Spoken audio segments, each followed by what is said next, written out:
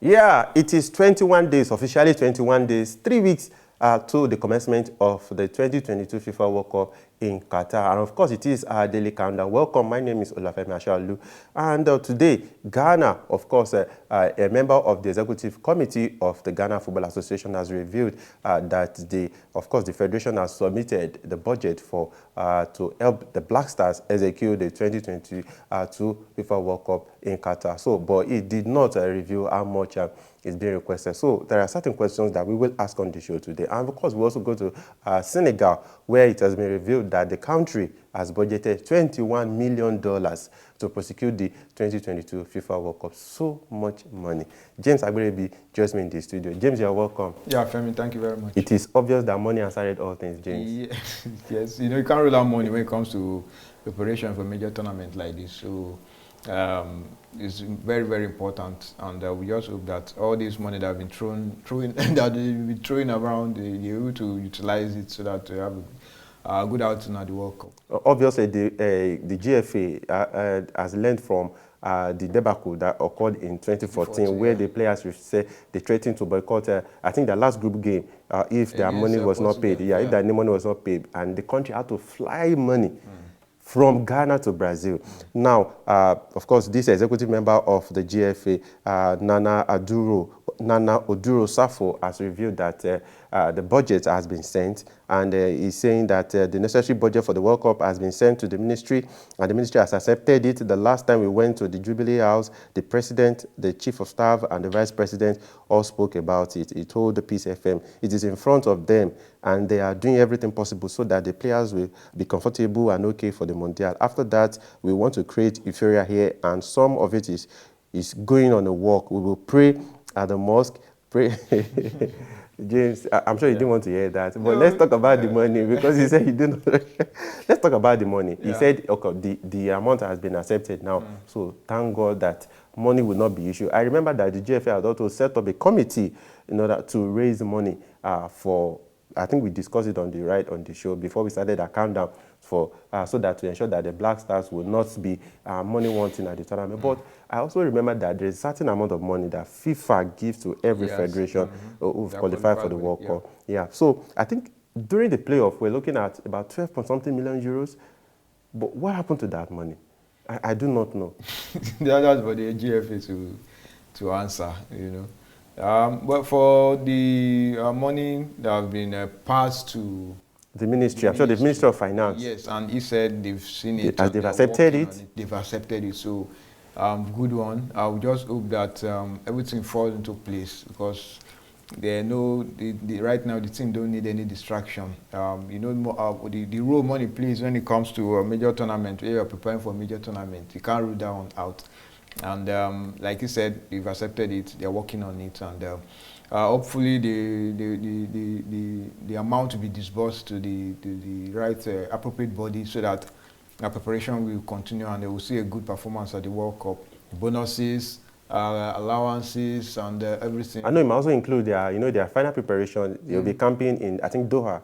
For their final preparation. Yes. And remember they'll be playing Switzerland in the final. So I'm sure everything must have been factored in. I think they would have learned from the bad experience in 2014. Because the thing about things like this is, no matter the kind of squad you parade, like have Messi, Ronaldo, everybody in your squad, if you don't take care of the most important things, the basic things that you're expected to take care of, if you don't, you're going to have problems. But James, I remember there was a time Rivaldo was giving an interview. He said, when you play for Brazil, he said, you do not even remember money. Yeah. He said the pride that you have wearing that yellow and blue shorts, it does not even only stays with you, even your family. He said even in the local community where your family lives, people begin to respect and they begin to say that is Rivaldo's family.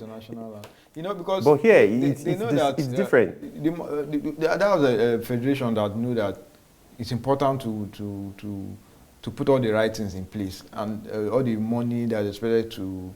You know, there are so many things involved when you're going to the major tournament. No, I'm indirectly talking about passion now. Yeah, no, the thing is, the players there, they have the passion. They have the same passion, just like the Brazilians, the Germans, the Spaniards, they have the same passion. Just African players do have the same passion, but in a situation whereby you have FAs who just make things so difficult when it comes to money. You start having issues, and they now start affecting the player, because the player will like, why is it that when it comes to our own issue of money, and there's always question marks, always problem, but when it gets to their own turn, you hardly hear any official complain about money when it has to do with them. So for me, the players, they have the passion, they have the same desire to do well at the major tournament, but when money issue keeps coming up, and they feel shortchanged sometimes, because they are the ones who are on the field running, getting all the injuries and everything. But at the end of the day, you don't give them their dues. I mean, these are the things that always set these teams apart. Even the Nigerian team that did well in 1994, I don't know if I think we learned that they had issues of money too. Even 1996 Atlanta Olympic team that won gold, they had issues of money. 98 also. Yeah, but the players, because I've had the opportunity to discuss with some of the guys, they said that it was just out of passion, love for the country, that made them overlook all those setbacks and went ahead and did well for themselves and for Africa. But how long will this continue? You can't continue doing things like this, because at the point it will get back at you. Okay, let's talk about Senegal. $21 million, James. Senegal must win this tournament too. $21 million earmarked for the 2022 FIFA World Cup. I think $21 million should be able to build a new city entirely.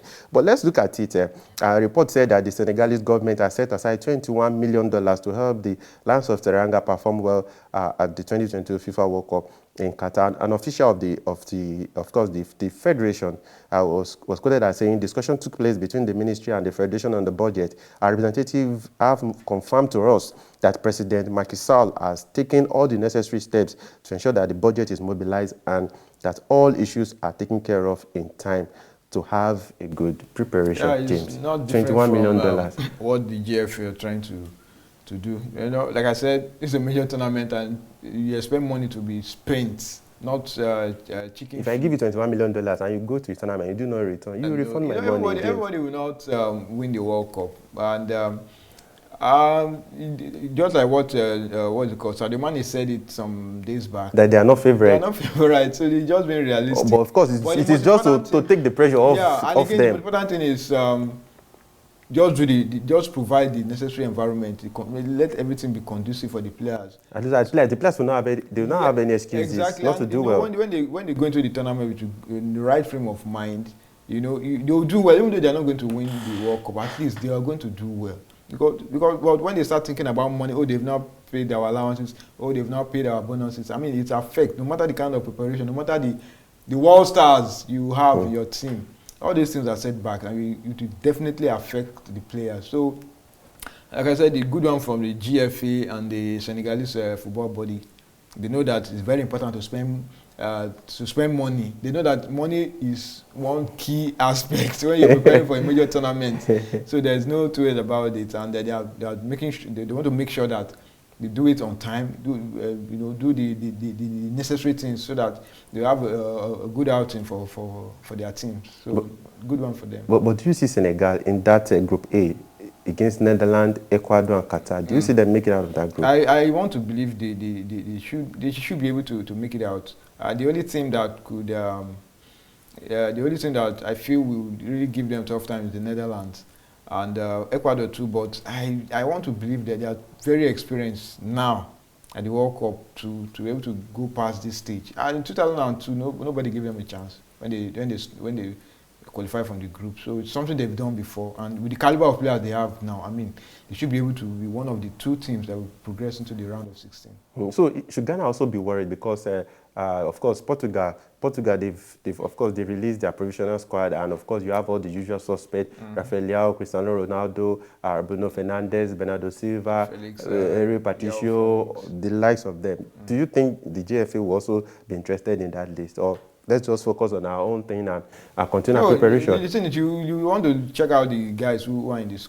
I mean, if you're playing, if you are grouped with another opponent, you always want to know what's, even though you're not going to come out to say it, I mean, you still want to to have a sneak peek. Let me see who is in the squad and who didn't make it. You know, so it's a normal thing. Ghana too will reveal their home. Everybody will reveal their. We'll see everything will be in the open, and from there we'll take it up. Okay, so let's see if the GFA will this time decide to release the provisional squad or even the final squad in time. I remember what they did to Nigeria during the playoff.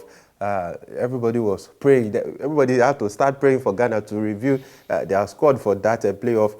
And of course, we know all the shenanigans, as they say, that accompanied that. And no one even saw that list until maybe days to that playoff against the Super Eagles of Nigeria. James Agberebe, thank you for coming on the show. Thank you, Femi. So tomorrow will be 20 days to the commencement of the 2022 FIFA World Cup. Don't forget that we will be right here to continue our daily countdown. Thank you for staying through with us, our Ghanaian fans, and from all around the world. Please don't forget to indicate where you are reaching us from and what do you think about the preparation of Ghana, Senegal, Cameroon, Tunisia, and Morocco for this tournament. Do you think it is top-notch enough? And what do you think are their chances? Please let us know in the comment section. Until tomorrow, have a fantastic time to yourself. Bye for now.